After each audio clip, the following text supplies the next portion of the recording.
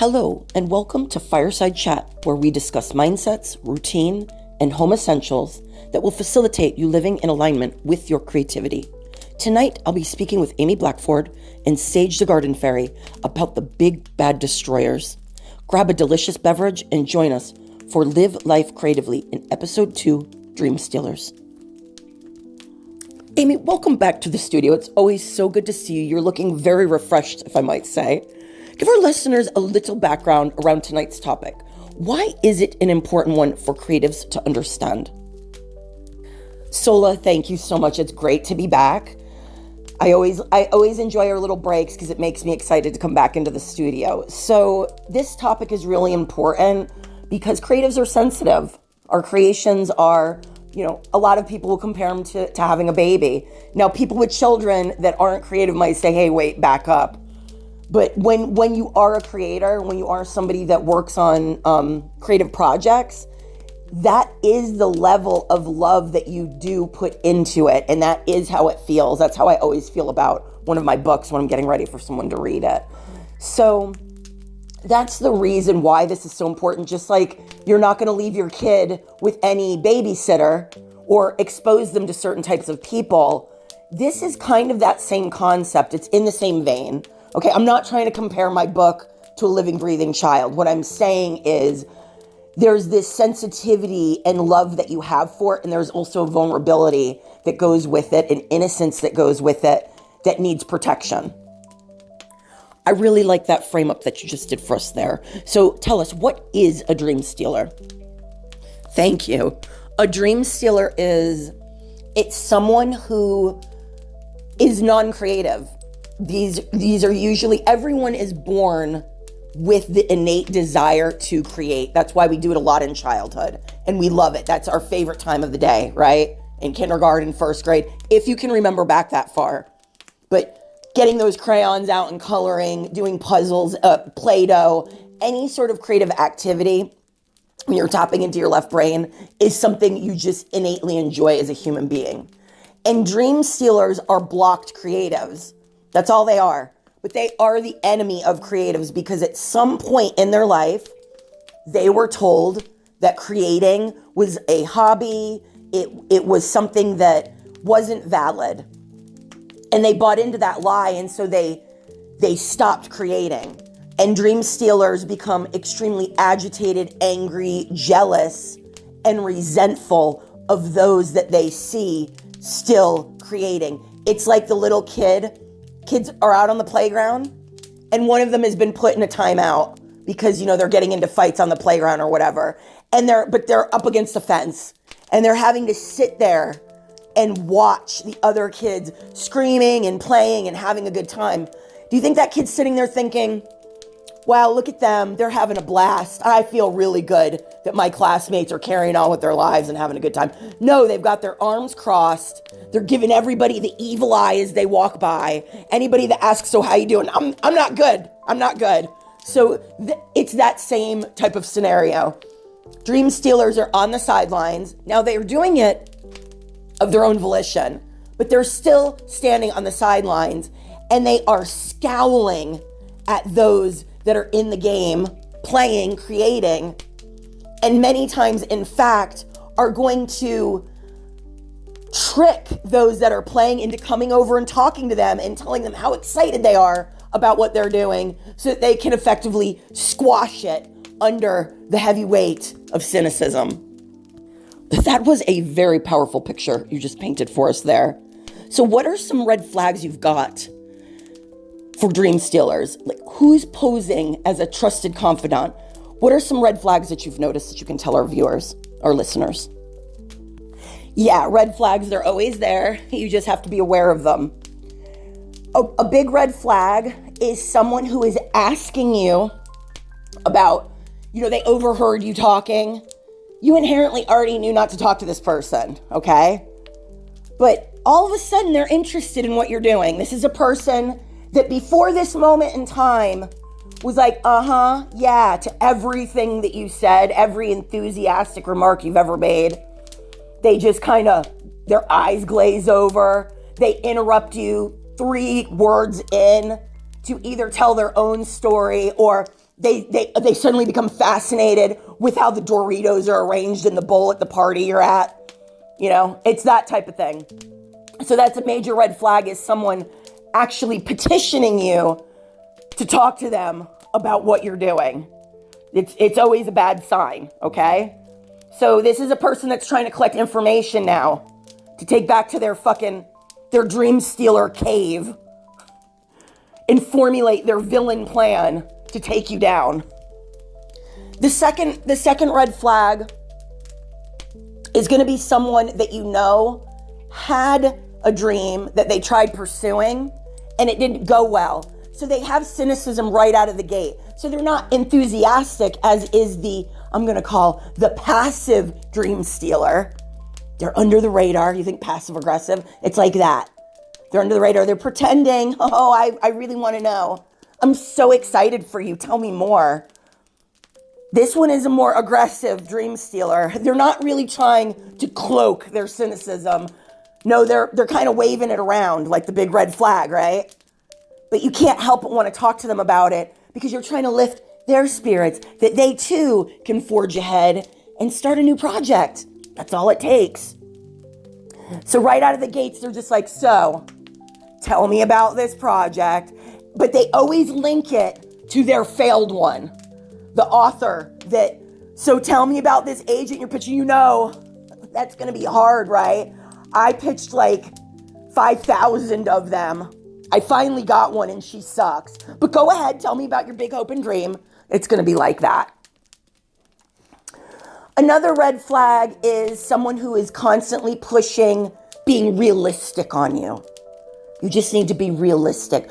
Don't put all your eggs in one basket.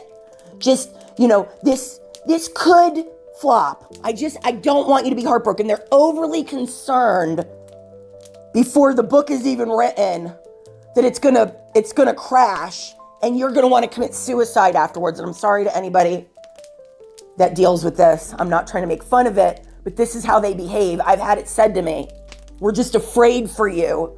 We're afraid basically you're gonna want to take your own life if this doesn't work out.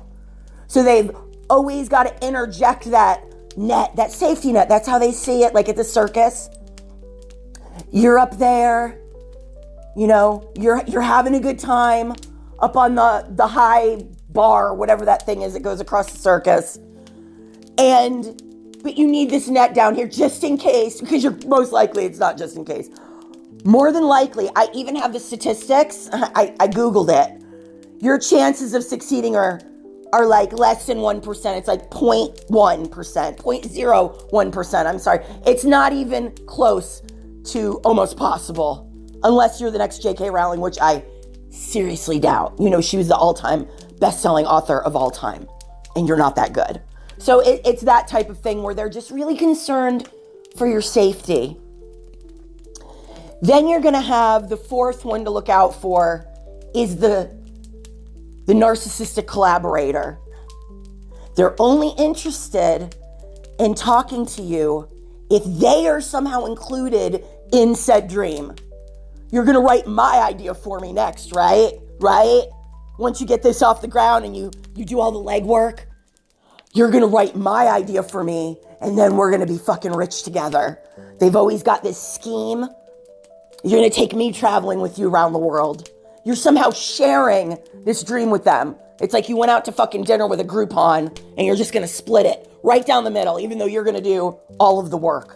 They bring nothing to the table other than their greedy narcissistic dream that they haven't taken the time to put any energy into. And so now they want you to fulfill it. So those are the four to look out for. What drives a Dreamstealer to do this to the creatives in their lives? Like, what is the reasoning behind wanting to crush their dreams? I've found the number one motive of Dreamstealers is to prove to themselves that nobody they know especially. This is why friends and family are going to be your worst enemy. I hate to say it. It's the worst. You need to be careful. Because if anybody in their life proves that they can make a dream come true, that immediately puts them in the loser section of life, in which they did not break past that original person, that teacher, that parent, that best friend, somebody in their younger years that told them singing, being a football player, being a rock star, whatever it is, whatever your dream was unrealistic and they believed it. And so they immediately chose, I'm going to go the safe route. I'm going to take all of my college classes, or even if they didn't go to college, I'm going to go to a trade school or whatever, become a nurse. I'm going to do something that I know is going to make money, that's going to put food on the table, which is an understandable thing to do. I am not negating that choice, especially with the times that we're living in, is having a foundation, because I'm still not making any money as an artist. And I put in a lot of hours. So you do need to have that. Okay, so it's a little intimidating for people. That's why I try and encourage people, being creative, it's not just about this final product. It really is about feeling better, okay? But a lot of people look at it that way. What am I going to get out of it? How much money am I going to make? And so there's a faulty thinking there that they assign to their creativity. And then, at the end of the day with your creativity, it's first and foremost to feel better. But then there is this shiny golden goose at the end that could happen. The egg, that gets you somewhere financially. But with that said, that's why Dreamstealers, that's their motive, is that if anybody in their immediate circle makes it, it's proof, it's evidence to them that they too could have had said thing, and their jealousy just gets the best of them. They devolved from a full-grown adult into a toddler who had their candy bar taken from them, and they want to snatch it out of your hand, even though it's your candy bar.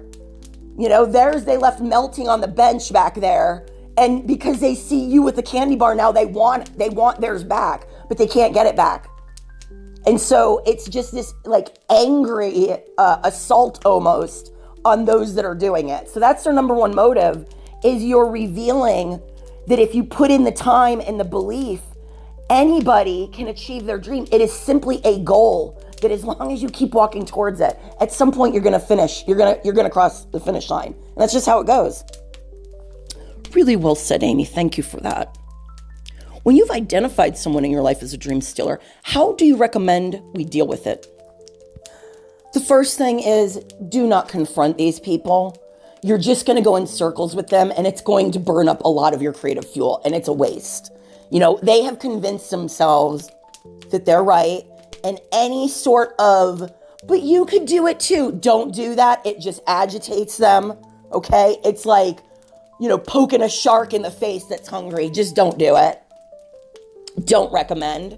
So what you're going to do, once you've identified someone as a dream stealer, you're just no longer going to discuss your creativity with them. Even if they ask, you just, oh yeah, it's in the works, it's whatever. Just back shelve it. It's not important. It's not up for discussion. And that's how you have to look at it, is you are now protecting your baby. Okay, you're protecting your child that is vulnerable and innocent and needs all that wonder and magic poured onto it, not a bunch of cynicism. And so you have to look at dream stealers are literally your enemy as a creative. And the only way to deal with them is with silence around your creativity. Do not share. Do not provoke. If they make nasty comments on social media on your posts, just delete them, unfriend them. But don't confront them, because to confront them is to start attacking their identity. Because at this point, especially at middle age, I just turned 52. At this age, people are so locked in now to this belief that there is no changing it. And in fact, it will only up the ante on them wanting to attack you and your creative projects. And it's already hard enough to make it as an artist.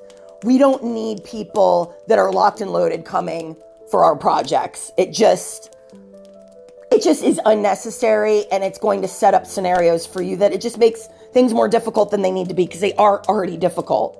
And any creative that's listening to this is nodding their head right now. Amy, I have some dream stealers in my family as well, and this is really excellent advice. I just learned a long time ago. You even hear it when I'm talking about my writing. I'm a hobbyist. It's because I had to keep saying that to get them off my back. I'm never going to seek publication. Don't worry. And if I do, it's just going to be self-published. You don't need to feel so threatened. So that's really valid advice. I just quit talking about it. Give us one personal story that involves this buzzkill on your creativity. Yeah, good. I'm glad that you are already applying this because it's important to identify them. I started doing that in my mid-20s because, this is discussed. I believe she calls them wet blankets in The Artist Way. Julia Cameron discusses being really careful of these types of people. So I started getting pretty thrifty with identifying them and then how I was kind of navigating around my language and the ideas that I was kind of bringing to the table with certain people. So I'm going to use my most recent, this last year of my life, in which I started taking these video content classes with Jesse Winyard. The name of the courses now is World Builders. And I took 3 years of content creation courses with him. And I started making video content again, short form. I had a YouTube up, my Ami Blackford YouTube, with longer form. It was like, I think at the time I could post 15 minutes and I always just freestyled, conversational style. I would have a topic and I would just talk to my viewers, my followers on there, just about different spiritual topics.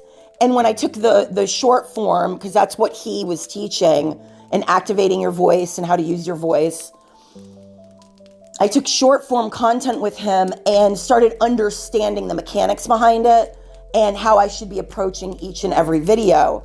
And I tightened it up. But I hadn't made video content in many, many years. So probably like 8 or 10 years. And during this time, I was sharing these videos on my social media, and an inner circle group of my friends decided, like, who does she think she is? Jesse actually warned us about this in class, that this was going to happen, but they did it so under the radar I didn't notice. And I had forgotten. I was sharing these clips with some of my best friends, and apparently they all got together and decided, like, who does Amy think she is? Like, what does she think she's better than us? They didn't really understand what I was doing, even though I explained it to them. This goes to show you, Dreamstealers, literally, it's almost like they blank out. They're not listening to anything you say other than, I have a dream and I guess I think I'm better than you because of it, even though that's not what you're saying. That's what they're interpreting. And so then they go to look at your creation to literally rip it to shreds. I believe Lance's sister, Laura, did this as well. She's always had an issue with me. And so there were just certain, and it's all females. All females did this. Key people in my life, my sister, Laura, they all just got together and decided, I guess I was getting a little too big for my boots, a little too big for my britches. And they didn't like that. Because prior to this happening, I was disabled, I was in the bed, I was having some mental health challenges, and they were kind of now used to me being down for the count. And all of a sudden, I'm perking up, I'm making video content, I'm starting to expand my artistic horizons, and they had all decided I was a failed writer, I was a failed illustrator, and I just wasn't going anywhere. So now they all felt very comfortable with me for the first time, apparently, ever. And they all settled into this. See, Amy proved that we made the right choice. They were very happy with this setup. Little did I know. And I let my guard down. And it's been vicious. It still hasn't stopped. They gossip about me to whoever will listen. And it's coming back to me.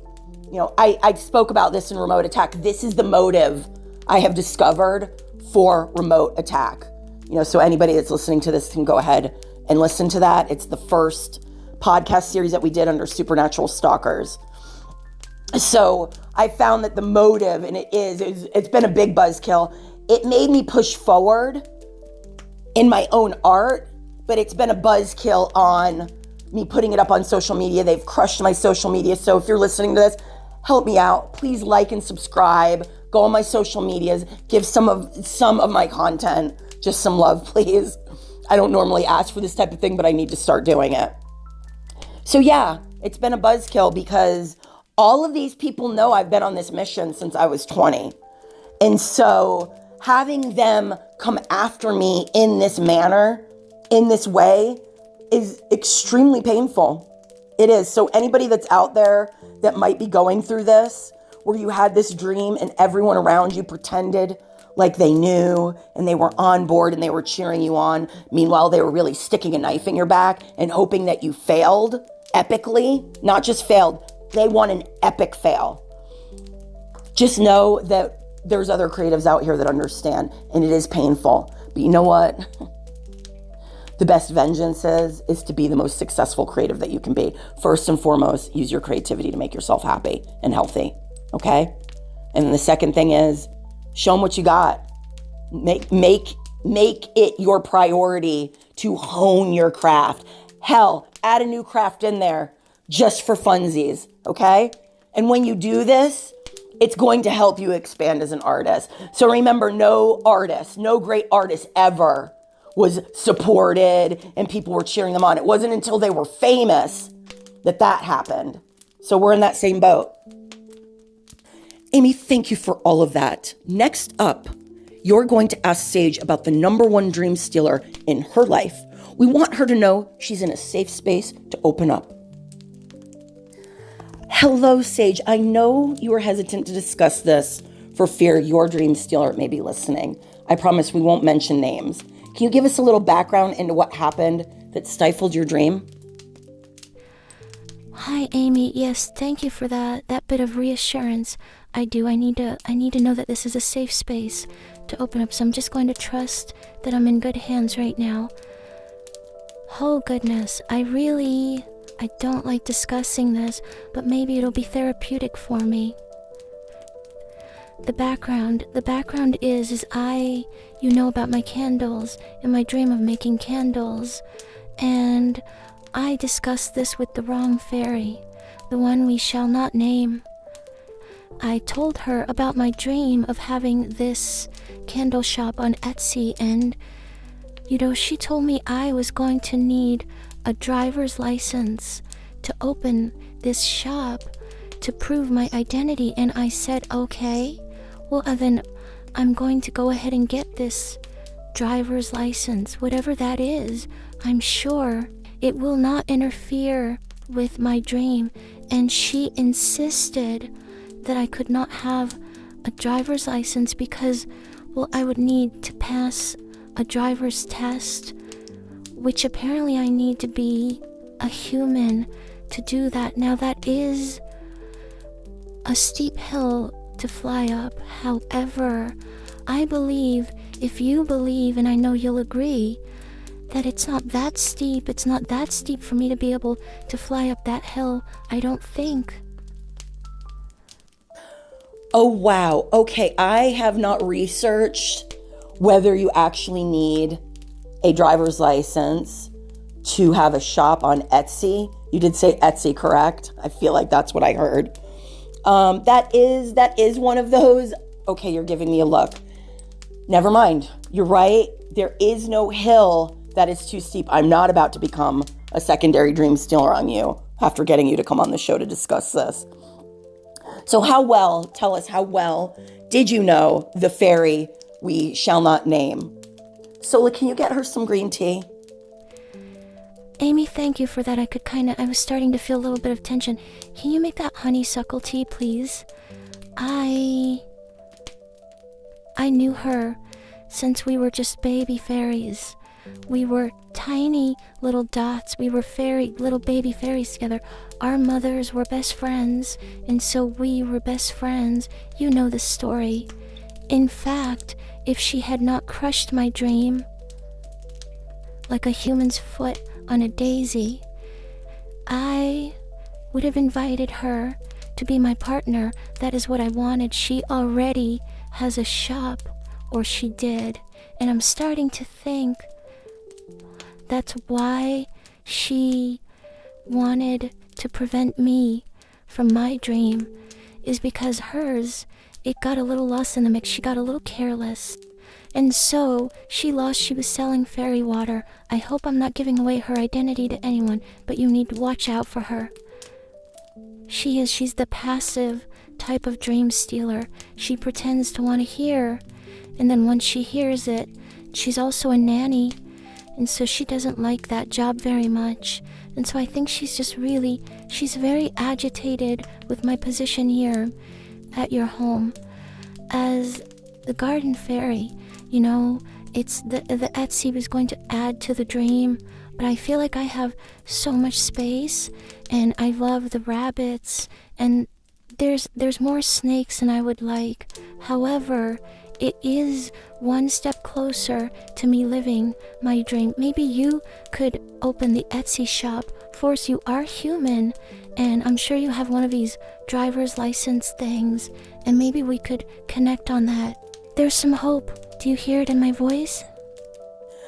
I do hear the optimism in your voice. So yes, we can discuss this afterwards. After the show today, we'll discuss opening an Etsy shop for you. We can discuss what you want to call it to begin with. So tell me, Sage, how do you differentiate between someone giving honest feedback to you or someone who's looking to kill your dream? You know, it's the look in their eye. It's almost evil. I don't like using that word, but I'm gonna use it here. There's an evil look in their eye. That is how you differentiate. You're right. I've actually noticed that too. There's like a glimmer. It just kind of shines out at you like they have bad intentions. So what did it do to you emotionally after this happened? I'm traumatized, and I don't just throw that word around casually. There is deep trauma, PTSD in fact. Even the rabbits have to watch out. I don't discuss what I want to do all that much anymore with anyone. Maybe the grass. I talk to the grass and trees because they don't crush dreams. They just sway in the breeze. Well, that makes me sad. I hope you come to trust me to talk about your dreams, as you're doing here, talking about the Dreamstealer. So will you ever forgive this Dreamstealer? If so, would you discuss your visions with them in the future? Well, that answer is simple. It's just one word. No.